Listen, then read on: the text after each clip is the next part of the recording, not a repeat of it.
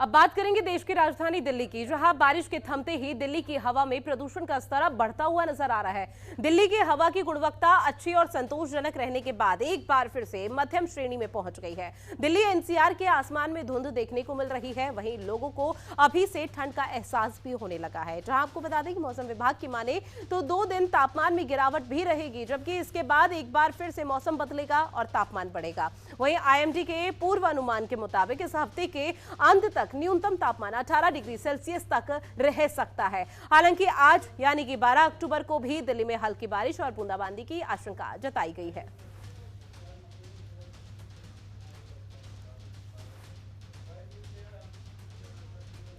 तो बड़ी खबर आप तक पहुंचा रहे हैं, जहां दिल्ली में एक बार फिर से हवा में प्रदूषण का जहर खुलता हुआ नजर आ रहा है और इस बीच बारिश के बाद अब फॉग की एंट्री हो चुकी है।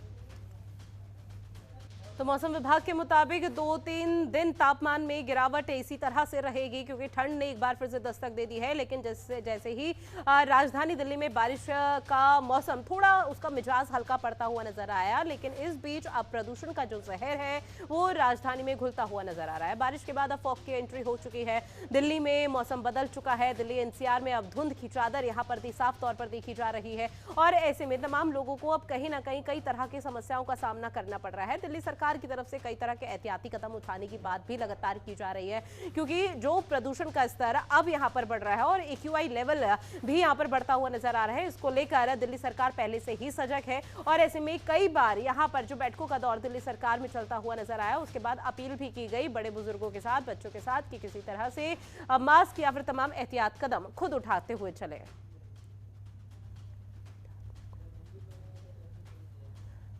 और इसी खबर पर ज्यादा जानकारी के साथ संवाददाता रवि हमारे साथ लाइव बने हुए हैं।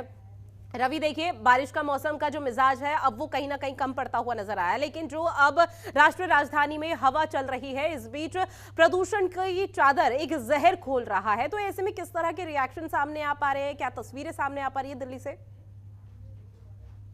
जिस हिसाब से दिल्ली में लगातार बारिश हुई है करीब 3 दिन से, उसके बाद दिल्ली में आज कोहरा छाया गया और जिस हिसाब से पोल्यूशन में कुछ कमी आई है अभी दिल्ली में अंदर।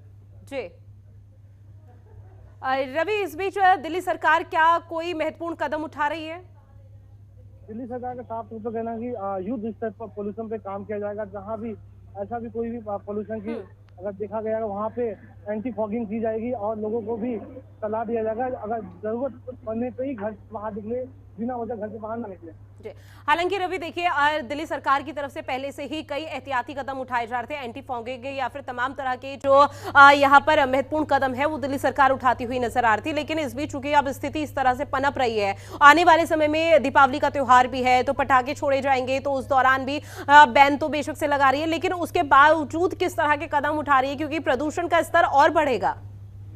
आपको बता दें कि जिस हिसाब से जब दिवाली करीब आती है, किसानों अपने पराली जलाते हैं और कुछ उसी वजह से दिल्ली में पोल्यूशन आते हैं और जो पटाखे पे बैन लगाए गए हैं, जो बिल्कुल ग्रीन पटाखे तक भी बैन किए गए हैं। अब देखने वाली बात ये होगी दिवाली समय में क्या लोग दिल्ली सरकार की ये बात मानते हैं कि नहीं मानते हैं।